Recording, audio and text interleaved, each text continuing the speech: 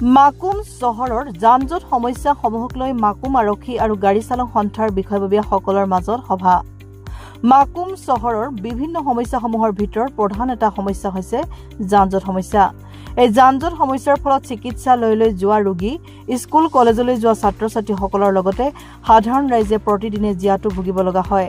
ইয়াৰ মূলত কাৰণ হ'ল মাকুম চহৰৰ ৩৭ নং ৰাষ্ট্ৰীয় ঘাইপথেৰে দিনত চলাচল কৰা গধুৰ যান-বাহনৰ লগতে দিনক দিনে বৃদ্ধি পাবলৈ ধৰা অটো, ই-ৰিক্সা, বাছসমূহ আৰু মাকুম চহৰত নাই কোনো ধৰণৰ বাহন ৰখা স্থান। অটো, ই-ৰিক্সা আদিসমূহৰ সংখ্যা বৃদ্ধি পোৱাৰ ফলত চালকসকলৰ মাজত তৰ্ক বিতৰ্ক প্ৰায় দেখিবলৈ পোৱা গৈছিল।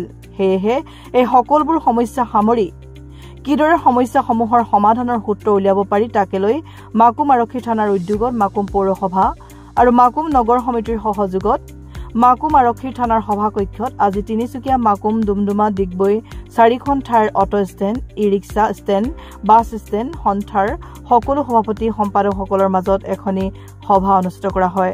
সভাখনত যান-জঁট সমস্যাসমূহ কিদৰে সমাধান কৰিবলৈ পৰা যাব সেই সন্দৰ্ভত নিজৰ নিজৰ মতামতসমূহ দাঙি ধৰা হয়।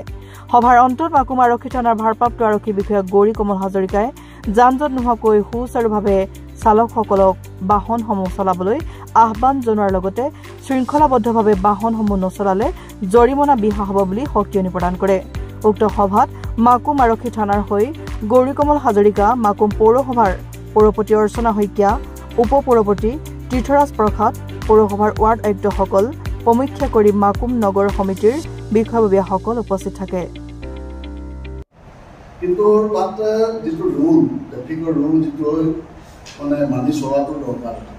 প্ৰথম কথা হ'ল ইয়াতে আমাৰ অসীম মহোদয় তাত এটা কাম কৰিব লাগিব, যিখিনি ডুমডুমা অটো ৰিক্সা বা বাইকৈ অটো ৰিক্সাখিনি আছে, ই ৰিক্সা আছে, তেখেতলোকে মানা কৰিব লাগিব এইটো চাইডত নৰখাবি অটো আপোনালোকৰ তিনিচুকীয়া লাইনত আপোনালোকে তাত দিছোঁ, তাৰপৰা নিজে খেলি পঠাব লাগিব।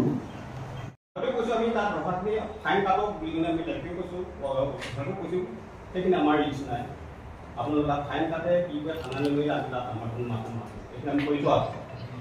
এইফালে যিখন লগাই মানুহ মাতি মাতি ৰাস্তা এইফালে কষ্ট তাত আমি কৰি আনো। আমি এইখিনি সদায় ট্ৰেফিক লগত ট্ৰেফিক পুলিচক আমি সহযোগিতা কৰিছোঁ আৰু কেতিয়াবা গাড়ীখন যদি ৰাস্তাত লাগিও বন্ধ হৈ থাকে বা ডিষ্টাৰ্ব বন্ধ হৈ থাকে তেতিয়া আমি ঠেলি কিনে চাইড কৰোঁ। এই আমাৰ আৰু দুটা কথা মই সকলো গাড়ী বিচাৰিছোঁ যদি কৰা যায়, যিখিনি হেভি লোড গাড়ী আহে তুমি বাইকত প্ৰতিহত পাৰিলে মানে যদি হেভি লোড যিখিনি গাড়ী গাড়ী তুমি বাইপাছ দি পঠিয়াই দিব পৰা যায় যাম যাবৰ সমস্যা কমিব। এনেকৈ পঠালি কৰি থ'বলৈ একো অসুবিধা নহয়। আৰু তেতিয়া অকল আমাৰ ডিগবৈ ৰোডৰ যিটো বাছ আছে, বাছখিনি অকল ৰখাওক, তেতিয়া একো জামেই নালাগিব ডিগবৈ লাইনত। সেইটো আপোনালোকে খুব সোনকালে, সেইটো আমাৰ ই ৰিক্সা ফালৰ পৰা আমি পৌৰসভালৈ আমি প্ৰস্তাৱ দিছোঁ, আপোনালোকে খুব সোনকালে ড্ৰেইন বনাই পিনে সেই ড্ৰেইনৰ ওপৰত আমাক হেৰি দি দিয়ক, আস্থান দি দিয়ক, শ্লেপ দি দিয়ক। আপোনালোকে তালৈ গ'লে হৈ যাব। সদায় নতুন নতুন আহি থাকে, এতিয়া আমি মানা কৰিলে আমাকতো নেমানে নহয়। আজি মই এক্সাম্পল আজি অনন্তদা যে এখন ল'ম বুলি লৈ আহে, ৰাস্তাত দি দিয়ে, চলাই দিয়ে, আমি কেনেকৈ মানা কৰিম কওকচোন? আপোনাৰ নচলাব বুলি আমি ক'ব নোৱাৰোঁ। এই দাদাই যেতিয়া লৈছে এই দাদাকতো মই ক'ব নোৱাৰোঁ তই নচলাবি। সেইটো সমস্যাটো আমাৰ বেটেৰীছে তাত হৈ আছে, সেইটো পাৰিব একমাত্ৰ প্ৰশাসনে বন্ধ কৰিব পাৰিব। দ্বিতীয় অফিচতো আজি 2 বছৰ আগতে কৈছিলোঁ, সেইটো দ্বিতীয় অফিচৰ ইমান হেৰি নহয়।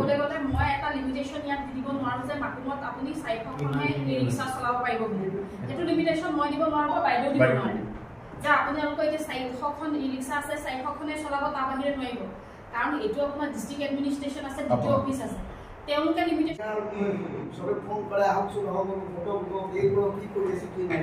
তেতিয়া যদি আমি যেতিয়া ভাইটিৰ অটোৰ ওপৰত যেতিয়া এটা ইয়ে কৰিব বিচাৰিলোঁ পিছত মানে এটা মানে অভদ্ৰত আমি এটা সীমা চেৰাই নাই, মানে এইটো হৈ আছে। তো গতিকে অকণমান আগত যেতিয়া আমাৰ বা দিনতো ভাইটি যিবিলাক কৰে চব অটো সন্থা বুলি ক'লে আৰু ই ৰিক্সা সন্থা বুলি ক'লে আজি আপোনালোকে য'ত য'ত এই যোন যোন এৰিয়াত আপোনালোকৰ ই ৰিক্সা আৰু অটো ৰিক্সাবোৰ আছে তাৰ লিষ্ট আপোনালোকৰ আছেনে? যেনেকৈ ধৰক ডিগবৈ ৰোডৰ, টেঙাপানী ৰোডৰ আমাৰ এই যোনটো সেইটোতো কৰাটো কৰিমেই। আমি গৈ থাকিলে কাজিয়া লাগিব বিচাৰিলে এবাৰ দুবাৰ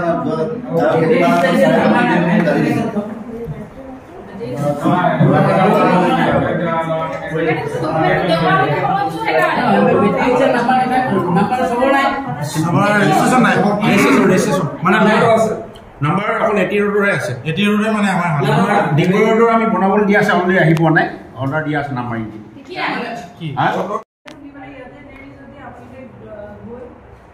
নিজৰ চালকখিনিৰ লগত বা লগত আলোচনা কৰক আৰু বাইৰে যিহেতু কৈছে সোমবাৰবাৰে যদি ফাইন কটাৰ কথা গতিকে দেওবাৰৰ আগত এইখিনি ক্লিয়াৰ কৰক। বাকী আমি মাকুম পৌৰসভাৰ পৰা যিমানখিনি আমি সহায় সহযোগ আগবঢ়াব লাগে আমি সম্পূৰ্ণ আগবঢ়াম তাকে কৈ আৰু কোনোবাই কিবা ক'ব আমাৰ জেগাই নাই।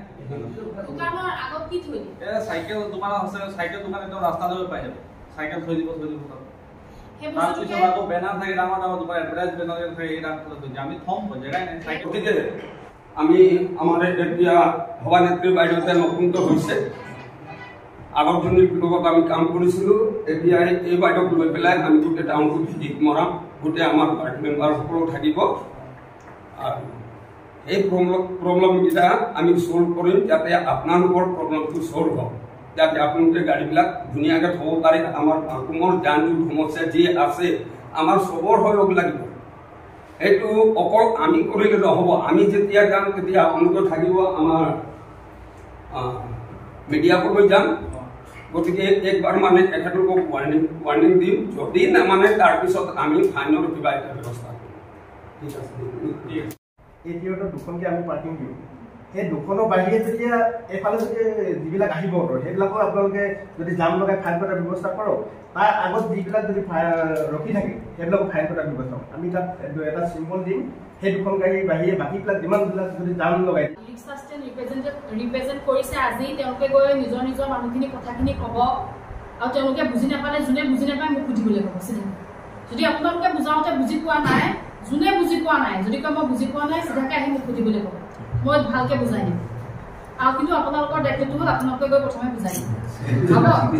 ঠিক আছে। আজি আমি মাকুম থানাৰ অন্তৰ্গত গণ্যমান্য ব্যক্তিসকল, আমাৰ থানা লেভেল নাগৰিক কমিটি, মাকুম পৌৰসভা, Tinsukia auto stand, E rickshaw stand, Doomdooma auto stand, E rickshaw stand, Digboi auto stand, E rickshaw stand, bus stand সকলোৰে প্ৰেচিডেণ্ট ছেক্ৰেটাৰী মাতি আমি এটা সভা কৰিছিলোঁ আৰু তাতে আমি তেওঁলোকক মাকুমত চলি থকা যান জঁটৰ বিভিন্ন সমস্যাৰ বিষয়ে আলোচনা কৰিছিলোঁ আৰু তেওঁলোকক যান জঁট নোহোৱাকৈ তেওঁলোকৰ নিজৰ কাম কৰি থাকিবলৈ জনোৱা হৈছে আৰু তেওঁলোকৰ যোনবিলাকে ইলিগেলি কাম কৰি আছে, মাজে মাজে আহি অটোবিলাক সোমাই দিয়ে, ই ৰিক্সা সোমাই দিয়ে, সেইবিলাক বন্ধ কৰিবলৈ কোৱা হৈছে আৰু তেওঁলোকে প্ৰশাসনৰ নীতি নিয়ম মানি চলিবলৈ কোৱা হৈছে আৰু যদি কোনোবাই ইলিগেল কাম কৰে তেতিয়া তেওঁলোকক ফাইন কটা হ'ব বুলি তেওঁলোকক ভালকৈ বুজাই দিয়া হৈছে। কেতিয়াৰ পৰা ফাইনৰ ব্যৱস্থাটো হ'ব? এইটো যেতিয়াই তেওঁলোকে ইলিগেল কাম আৰম্ভ কৰিব তেতিয়াই তেওঁলোকৰ বিৰুদ্ধে ফাইন পতা হ'ব। মানে এতিয়ালৈকে কিবা সমস্যা মানে তেওঁলোকক নিজৰ কামখিনি সুচাৰুৰূপে পৰিচালনা কৰিবলৈকে তেওঁলোকক দেওবাৰলৈকে কোৱা হৈছে।